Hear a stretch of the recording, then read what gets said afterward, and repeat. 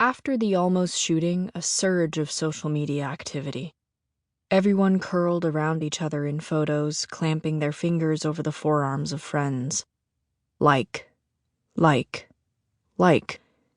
People responded with black hearts instead of pink ones. Days followed, and people reached into their backpacks and retrieved other things that weren't guns. 2 other actual shootings had happened at schools in Oklahoma and Florida.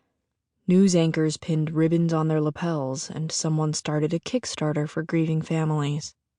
Morgan ping-ponged between TikTok, Twitter, Instagram, repeat. Somehow the weekend emerged, leaden and gray-clouded. Dad had some kind of elaborate backup of the company's system to work on and went into the city early. Morgan worked their painfully slow shift at the school library. Their brain felt like slush. Sadie appeared at the library desk.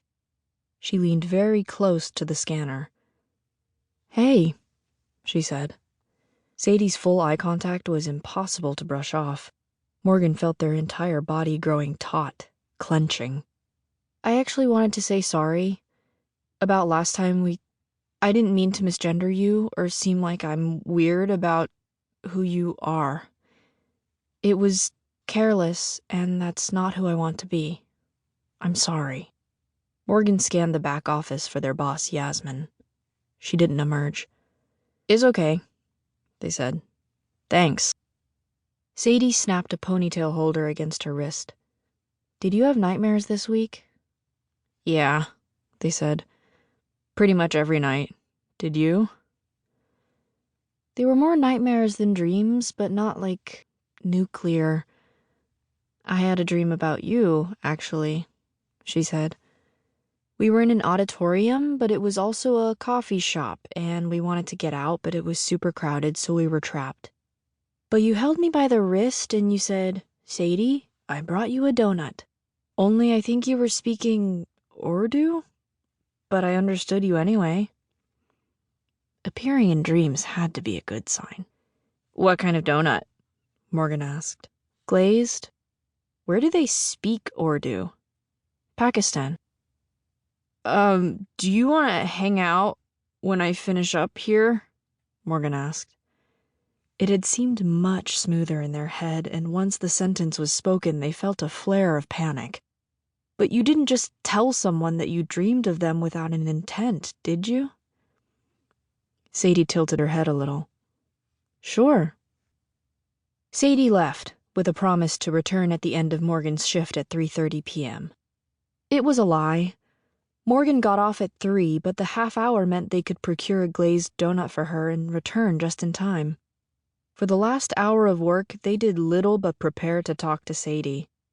What to talk about with your crush, they asked the internet. There were a multitude of sites with lists, but most assumed the reader was a woman.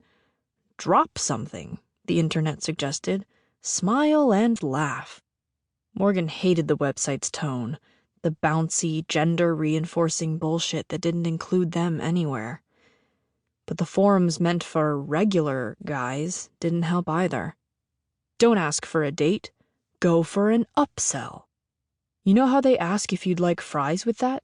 Start with coffee or tea, and then you've got her. The instructions for men were all things not to do. Not to hold eye contact for too long. Don't just approach without watching first, because her husband and kids could be right back. Morgan thought of their mother, Zoe, sitting on a bench, approached by this charming man from Reddit who hadn't seen a partner or a child anywhere nearby. They closed their browser and scuttled to Duncan.